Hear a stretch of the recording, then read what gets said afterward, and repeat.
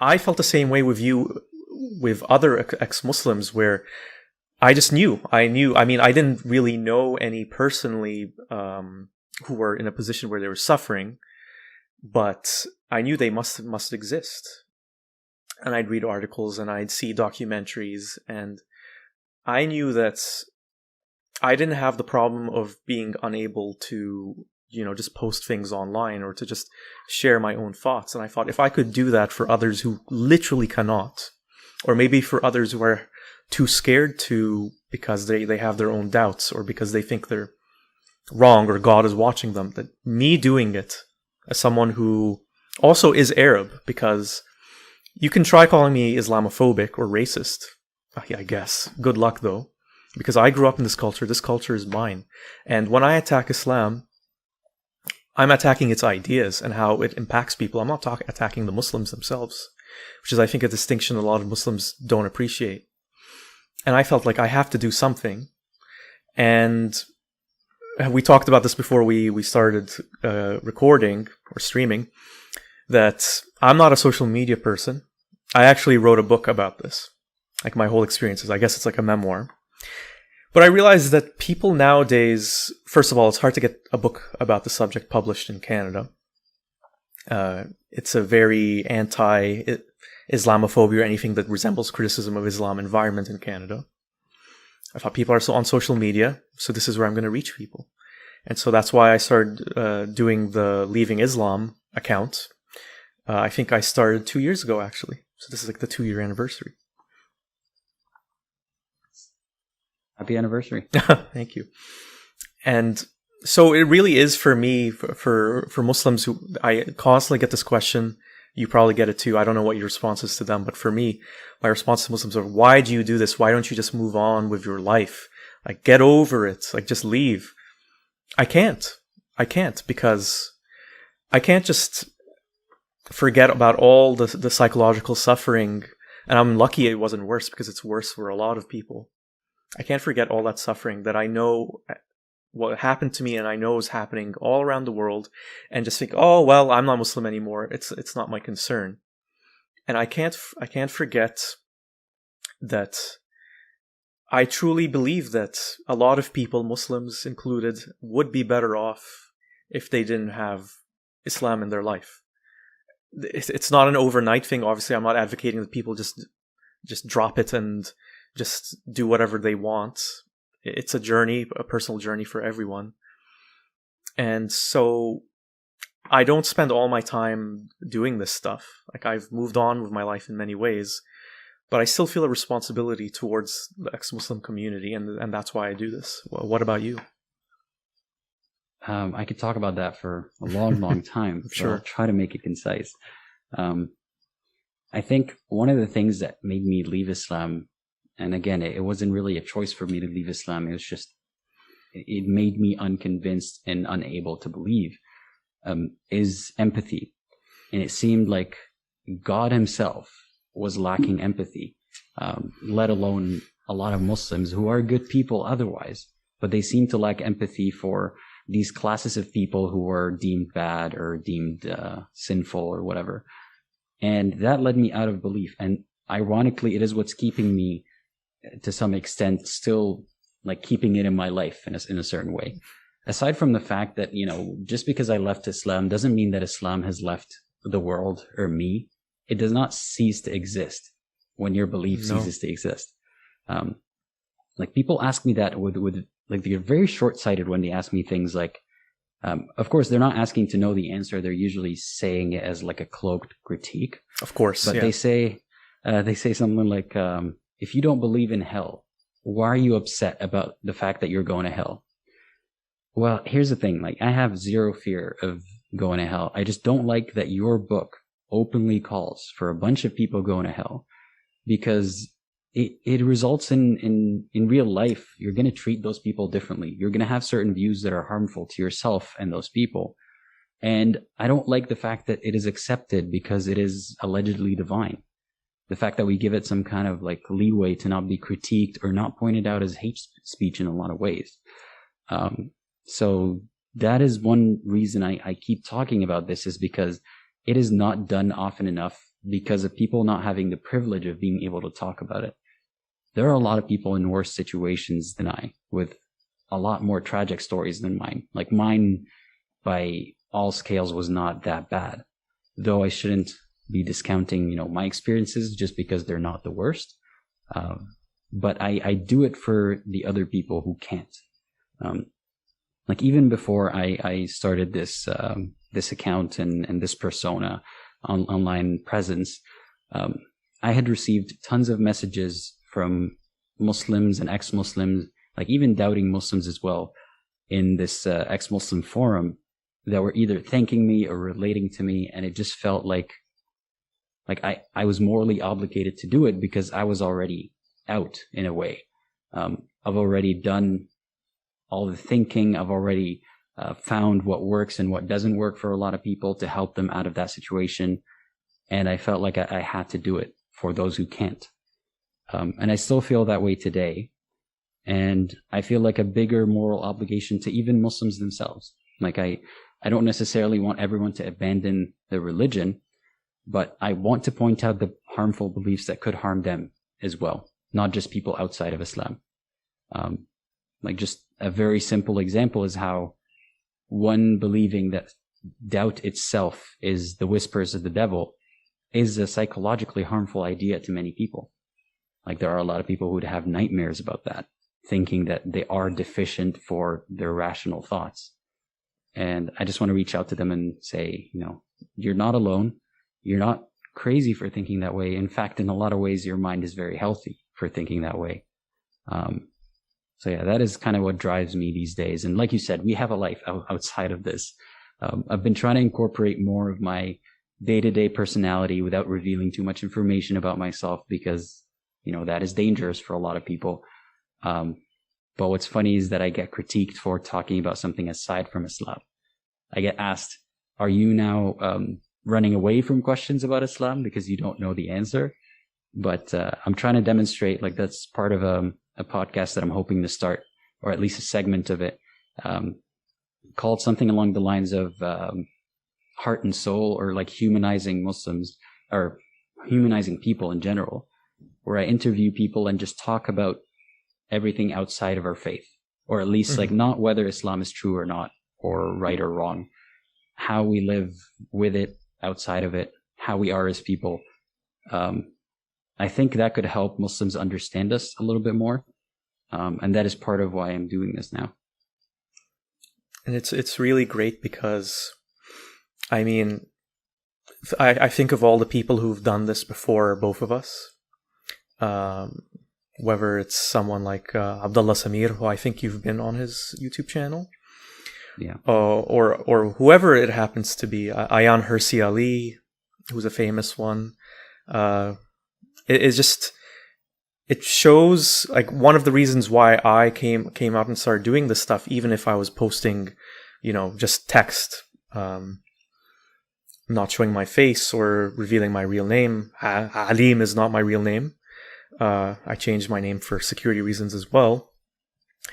It just encourages us to put our voice out there, because who knows how many there are who feel the same way. And maybe, I mean, not maybe, definitely, they're the Muslims who are so critical of ex-Muslims. There might be one in their family and they just don't know it. It might even be your spouse. It might be your kids. And I think one of the biggest tragedies of what Islam does is it tears families apart simply for this issue of belief. Like I alluded with the Ibrahim story from earlier.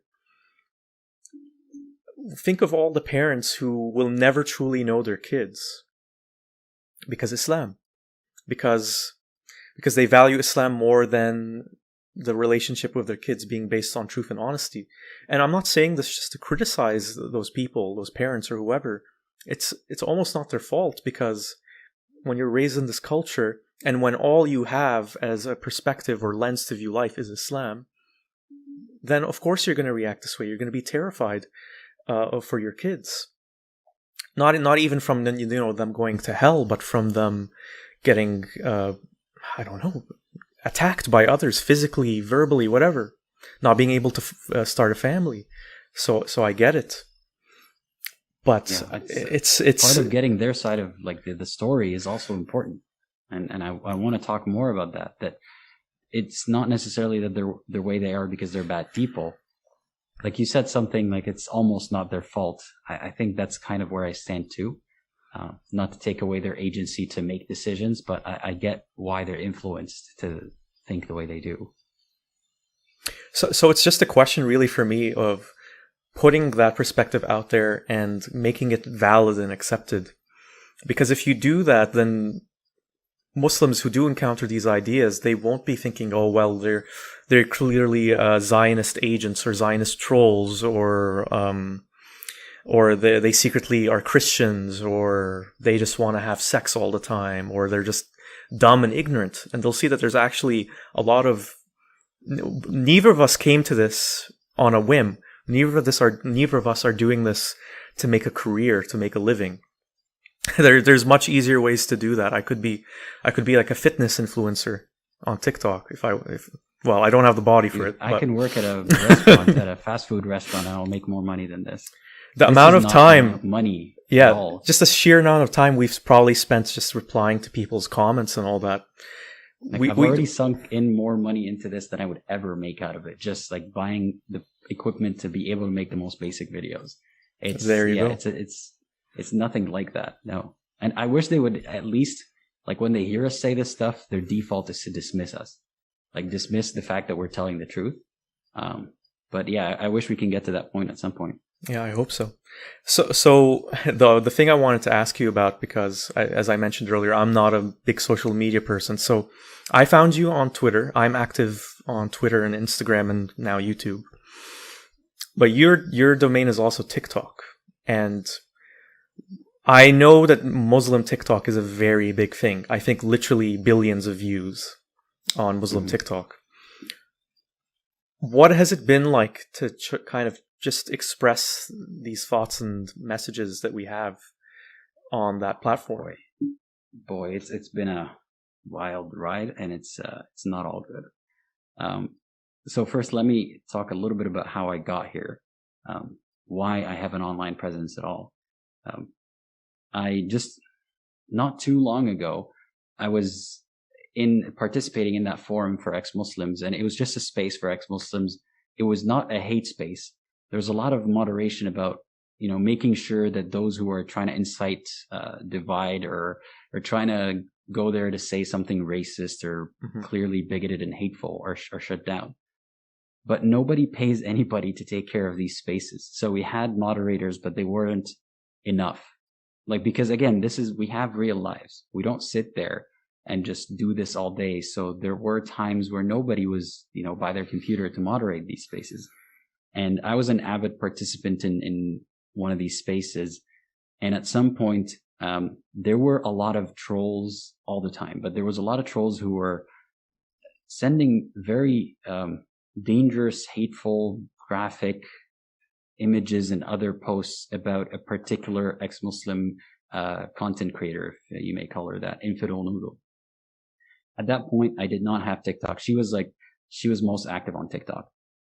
I did not have TikTok. I thought it was a huge waste of time in general. And I didn't even know who she was. But I saw the graphic images of like people trying to dox her, posting very violent things. And I tried to become a moderator in that space just so I can quickly remove these things before, like if it's an actual doxing attempt, before anyone gets the information and so on. And because of that one time, there was an image that stayed on for a bit longer than it should have. That's what gave me the motivation. And then I became a moderator, one of the moderators of that space. And then someone not too long after tried to dox Abdullah Samir with some certain information that seemed credible. Like that's what concerned me. So I immediately took it down and I reached out to Abdullah Samir, on his like public email. I didn't know him at the time. I had seen his videos and, I had watched his videos for a long time. But then I sent him a message saying, hey, this information was leaked. I hope it's not actually yours, but if it is, just, keep an eye out. He mentioned how thankfully it wasn't true. And then I asked him, look, I've been doing this for a while, trying to help people, and it's been working. Can I share my story on your channel? And he said, of course. And that's how I got that interview with him. And it was really relieving to talk about this with my voice, though I didn't have my face on there at all. And I just came up with this name on the spot, Aladdin. It was kind of ironic because, Aladdin in Arabic means one who like praises or raises religion, which is not what I'm doing. And I remember him asking me, do you want to plug your socials at all? Like, do you want to promote anything? And I said, I don't have any socials. I just have one account that I use to moderate that space, and I don't want to send negative attention to that space at all. So no. But then the moment we hung up, I was like, wait, like, why don't I speak about this more? I'll take a little bit more risk. And that's how I started. Like, I looked at TikTok and I found that there's a lot of communication happening there. It's more Muslim dominated. And unfortunately, there's a lot of challenging things about posting to TikTok. But I found it easier to be creative there because part of my approach, you mentioned a bunch of ex-Muslims who have been speaking about Islam. I don't always agree with everything they say, and that's a good thing. Like, we all have our different opinions. We're not a monolith. No, of course not. No, absolutely. Just like Muslims are not a monolith, but we are even less so because we have fewer core beliefs that we share. It's about just not believing in Islam. The rest is up in the air. And there are a lot of things about certain people that I do not like I don't like the way they promote certain things or some opinions of theirs. And I thought, well, instead of just being one comment, disagreeing with them, why don't I have a voice as well? Because there's not enough diversity of ex-Muslim opinions. There's just a few talking figureheads that people love to critique the whole ex-Muslim community as if those are the representatives. So I thought, okay, let's add more people to the mix. And I started with TikTok because I found it easy to make videos without a lot of editing experience that do include editing elements, and I can express my thoughts there. And I wanted to approach it from a humor angle as well, because sometimes I can make memes and jokes. Like, it's easy for me. Something clicks in my head, but they're not meant to be offensive per se. It's not like I don't go there to mock Muslims at all, but I do like skirt the line of blasphemy. Like, I have no issue making jokes about Islam or characters in Islam, be it even Allah or Muhammad or whoever. And the point is not to get a reaction. You haven't torn pages out of a Quran or anything like that. No, and I don't see the need to, though there might be a situation where that is valid, to be honest. Like, again, that's not an endorsement, but if some people were trying to demonstrate how there's going to be more outrage about that than other bigger problems. But anyway, I wouldn't do that. And my jokes are to get a point across, or my sketches or whatever it may be is to get the point across in a funny way. And sometimes when you laugh about it, you think about it differently. For sure. It is funny, like, why am I feeling bad about laughing about it? And that's how I started TikTok. Just that progression of, creating a social media account and then thinking this is easy and it's kind of fun to express my opinions that way. And it starts some discussions. And I by no means have a huge reach there at all, but there's a lot of challenges that stop me from even being able to express my opinion there. You mentioned that you've been banned a few times. Like, is that from people complaining or reporting your account or specific videos? It's almost like a weekly occurrence now, if not daily. So it started off with people like, when my videos would start to pick up some views, Muslims would mass report all of them, and they would get taken down ironically for sometimes hate speech, when what I'm doing is pointing out hate speech against ex-Muslims. It was like, it felt very tough that we're being bullied openly as ex-Muslims on TikTok, and I couldn't even stand up for us. Not really like an eye for an eye kind of approach at all. I couldn't even defend ex-Muslims without the same video being taken down. They sometimes, like, the appeals sometimes work and I get the videos back up, but obviously it affects my reach and how, like, the algorithm works or whatever. And then lately it's been reporting my whole account and getting it possibly permanently banned. I don't know till I, appeal it.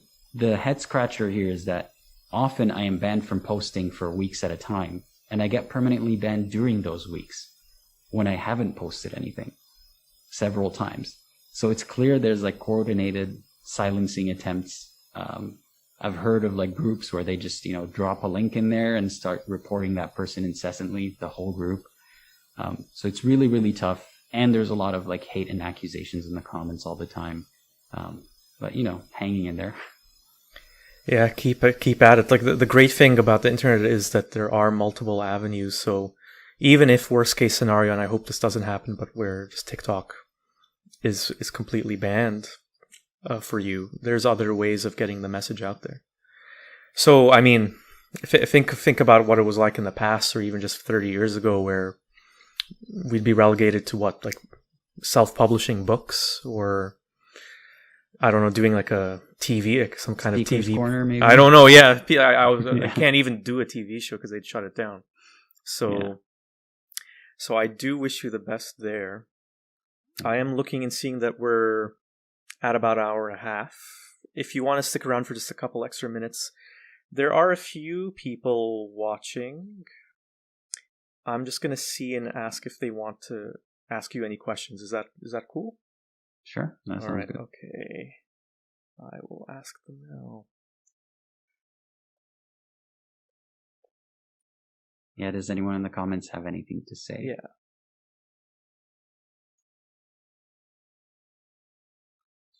We shall see. But yeah, I mean, TikTok for me doesn't seem like a place where you could really go into discourse on heavy subjects or religion or whatever. But if anything, what we've seen is that it seems to be this kind of trajectory where we're going from long form documentaries to 10-minute YouTube videos and now to 30-second TikTok videos. It's like our attentions, and for everything. Yeah. Doesn't matter if it's a cat video or a meme video or someone talking about deep philosophical issues. It's all there now, which I find pretty fascinating. Agree with you. I instead of just like, I was turning into some kind of a boomer about it, saying, back in my day we used to watch longer videos. Yeah. But I've just accepted that this is what the new generation likes. I'm one issue at a time. I'm not trying to tackle people's attention spans here. So let me just work within that. And I found it's challenging and kind of fun sometimes, and it requires a little bit of creativity to cram an idea in less than 60 seconds. People even scroll before the 60 seconds are over, just so you're aware. I know. So it's to find a way to make the idea appealing, to express it in as fewest words as possible in a fun way. So yeah, that is a bit of a challenge too, but hopefully I start to also expand into YouTube where I could talk longer, because I found that my live streams on TikTok were some of the best, because I get to interact with people and they get to listen to me for more than 60 seconds without being bored. So yeah, we'll see where that goes. Yeah. You could make the argument that maybe it's more effective to just hit people with those little doses than it would be to just throw a book at them or send them a link to an hour and a half long documentary. Who knows? I absolutely agree, because they do need to, they do more of the thinking than I should, because I am just telling them about this point of contention. I am telling them my point of view, and I want them to think about it. It's not about listening to me talk for an hour about it, right? I'm not trying to feed them my ideas. I just want them to be aware of the other ideas out there, if that makes sense. Yeah, for sure. Yeah. We do have a few questions. Confused Heathen asks, what advice would you give to ex-Muslims living in Muslim countries? Is it up to me to answer? Yeah, sure. Yeah, please do. Yeah, go ahead. You can go first. Well, first, I want to say that my challenges dealing with leaving Islam are different than everyone's. Everyone's different. So in that area, I don't want to give advice too confidently, because I'd rather the person giving advice have a lot of experience with it. Like, from my point of view, just try to look out for yourself, number one. Try to make life the easiest it could be for you. Don't worry about any overarching issues like, justice, like how are you going to help achieve justice? That is not anyone's actual moral responsibility. Don't try to change people's minds around you, or even, and although this is hard, as much as you can, try not to express problematic views, though that is kind of denying someone, like denying your own self. That is the advice that I would give. Look out for yourself, number one, and try not to instigate anything, even if you are not the aggressor. That is definitely the number one most important thing, to just try to be safe, because a lot of people, they've reached out and messaged me asking how should I broach the subject with my parents or my family, and it's sad, but sometimes the best approach is to not do it, because you don't know how they'll react or what kind of repercussions you'll get. But what I would say, really depends. Yeah. It depends, obviously. But as a general piece of advice, especially for younger ex-Muslims, I don't think it hurts to just find a way to be financially independent, because it just gives you options. Like if you're living with your parents or your family, it's very difficult to just, avoid doing things like fasting or prayer or whatever. But if you live in your own house, in that space, you are free to be whatever you are. And I mean, it doesn't hurt to be financially independent anyway. So I would say that as a general tip. I mean, like separating from your family. No, it's just to have the option. It's all about flexibility, because it's tough living your life when you're also, dependent on others in that way, and where you don't subscribe to their religion or their culture or whatever it happens to be. Mm-hmm. And it gets worse even if you identify as LGBTQ. And so the other question we have here, the question was retracted. I remember it was something about the hate, was it? Yeah. But I mean, I guess a question that I could ask you is what, whether it's a video or a book or whatever, what tools would you recommend to ex-Muslims who've literally just left and they're, searching for, they're examining all those big life questions that we were talking about and that we explored? Do you have a go-to thing? Do you have any kind of, video that you'd say this is one, or like even a person that you'd say this person has some good ideas? It's gonna be hard to get specific answers out of me in general, but I would say it depends on the kind of person that you are. For some people, it would just be setting it all aside and focusing on reality. Like, how is your life going? Do you need to work harder to get that promotion? Do you need to take a break? Whatever it may be, like, put that all aside if you have the luxury to, or if your mind allows you to. Everyone's different. For some people, I'd say read into philosophy. I don't have any specific books I'd like to promote yet. But read into what other people going through this turmoil, or just people who are fascinated with the idea of existence, what they thought of it. That's not to say that you have to adopt one view or another. Just mix up your own, like whatever makes most sense to you. Same thing about like listening to others who've been through these experiences, to take a little bit of tidbit of information from each of them that you think makes sense or applies to you.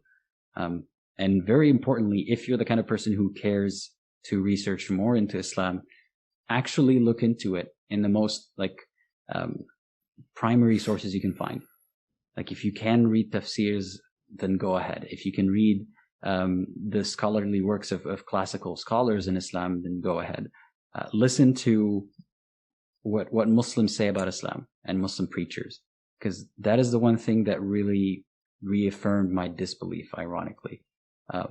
So don't have this doubt or have this possibility that what if I'm not finding the right information? Go seeking it. And if you can't find it, that proves to you that, you've done everything you can, and it gives you some sort of confidence. I think that's what worked for me more than other things. And just, I'm sorry, I can't give a specific recommendation. No, it's okay. I think it's pretty important to just have like a good grounded base in philosophy and just dabble in a lot of things, a lot of perspectives, explore other religions. I think if you're in school, then taking a comparative religions course, I think that's what they're called, where you just study a whole bunch of them. I think that's a pretty good idea. And yeah, the irony is that I've probably learned more and researched more about Islam after I left than I ever did before. And it's good to just understand it better, just to see it for what it is, and to be able to just, process and organize your own thoughts about it. If I did want to make one recommendation, it's tough. I would say check out the YouTube show. It's called The Atheist Experience. It's run out of Dallas, I believe, or Texas. And one of the hosts is pretty well known in atheist circles. His name is Matt Dillahunty. I'm not the hugest fan of his approach. He's, I think, far too aggressive and abrasive with a lot of people. But That's I think the word that came to mind, abrasive. When you abrasive, mentioned him, so. Yeah, he really is, yeah. and I think to the detriment of what his goals are. But it takes all kinds, is what I believe. Yes, I his agree. His approach works on some people, but I do think him and the other hosts, what they basically do, it's a call-in show. Usually they get theists calling in, mostly Christians, but Muslims do also call, and they just discuss philosophical, religious issues that are very important. And I think Matt Dillahunty in particular is very good at pointing out the problems with the ways people organize arguments, and points out maybe there's issues in what underpins their beliefs. And he's a very intelligent guy, and I think there's a lot that I learned about, what is even the best way to live your life, or what are good tools to use to, navigate this world. And so I would just reminded me of something, by the way. Like a recommendation, a specific one? Yeah, specific recommendation. What you're saying sounds a bit like epistemology, if I'm getting it correctly. Yeah. And there's a channel called Street Epistemology. I don't know if you've heard of him before. No. Is it a YouTube channel? It is a YouTube channel, yeah. I don't know what his name is, but he basically, at least before COVID, he would hang out on yes, campus. I have heard of it. Yes. I've never seen a video, but I've heard of it. Yeah. Oh, you should watch it. Like he'd hang out on a campus or something, and he would talk to people. It's more interesting, to be honest, when he speaks to educated people, like in a secular space, like on a university, because then you get to hear not just the opinion of people who you could say don't know better than just superstition, and he just lets them talk about their belief in a certain sense. He asks questions to, basically the core idea is, why do you believe what you believe? And it's not about arguing with them. It's not about proving them wrong. It's about letting them arrive to their answers. And often them just thinking about it, that thought process gets them to different answers. So I really recommend that you watch that channel. But is he abrasive? No, not at all. He's the opposite of that.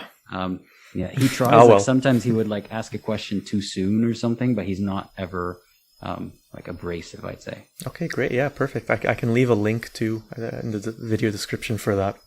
Mm-hmm. So let's finish off with.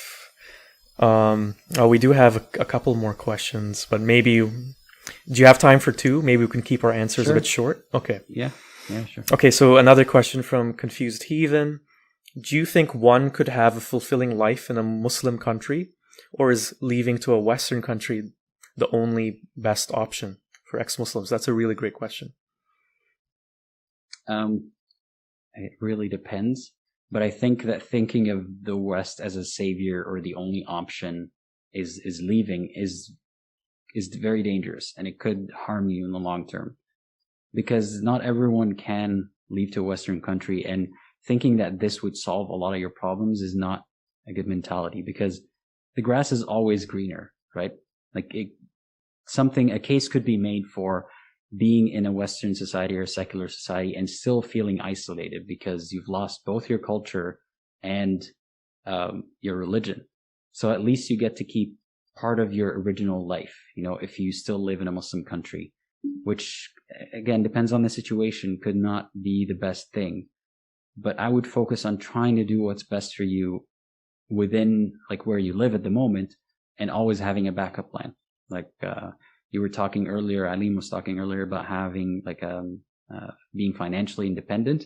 You should work towards that, so that maybe in the future, if you have the option of leaving, then you would weigh your options again and see if is it best for my family life, is it best for my social life, my happiness in general. But I think there's a lot of progress being done, because it is not a sustainable solution for people to have to leave their homes just to exist, as ex-Muslims. I think there are solutions and there's already progress. So I'd say, just weigh it out and focus on the attainable more than anything. I completely agree. I really have nothing to add to your answer. I totally agree. It's not a thing to just, oh, well, everything's going to be great in the West. But it's tough to say, because I know that I couldn't live the life I'm living now if I lived like where I grew up. So it really is. There's trade-offs. Yeah, exactly. Yeah. Okay. And one last question from Tuna Akinci. I'm sorry if I butchered the pronunciation. What do you guys think about Sufis like Rumi, Ibn Arabi, and the like? Do you think anything about them? So I can't comment specifically about them, but I did dabble into Sufism, and I spoke to a couple of Sufis. Particularly, there was one who left Islam and came back to it, but he came back a Sufi. And there were a couple of converts who are Sufis. I found it to be like the easiest avenue back into Islam, because there's a lot of vagueness and mysticism, and like, take the spirit of it rather than the literal meaning, or rather than like nothing matters except the spirit of it is how I saw it. But it did not strike me as truth either, because it leaves a lot of room for misinterpretation. And it just seems like looking for the answer that you like rather than actually interpreting the text. Like one of the things that I was told when I said, like, I want faith, because every answer I was given by most imams, but that one in particular, was you have to have faith to understand this question, to the answer to this question. And then I asked, well, chicken or the egg, which one came first? Like, how do I get faith? You tell me. Like, if I want to introduce someone to Islam, to faith, how does that happen? And they always said, according to like Sufi ideas, tafakkur. You gotta think, and a dhikr. You gotta say God's name and like think about it a lot, and look at the environment around you. Look at the trees, the sky. All that is amazing. Like, there's a lot of wonderment and stuff like that. And it just, I'm not the kind of person who's extremely spiritual that way, so it does not do much to me, and it doesn't help me with my search of the truth. It just obfuscates things, in my opinion. But that's just my uninformed take, or like, I don't know, barely informed take on it. Sure. I mean, I know a little bit about Sufis and their practices. There is one objection I have that comes to mind, and it's with a lot of, I would say it's even with people who are more moderate Muslims, is I feel like the Sufis in particular, they have a very abstract, difficult to define concept of God. Mm-hmm. And I think they'll advocate, well, their God, their conception is all good. There's no evil. There's not even prescriptions to, I don't know, not eat pork or whatever. Like some might say that. I think that those kinds of Sufis, or Muslims, if you want to call them Muslims as well, enable the other more harmful kinds of Islam when they don't even really believe in the same God, to be honest. Mm-hmm.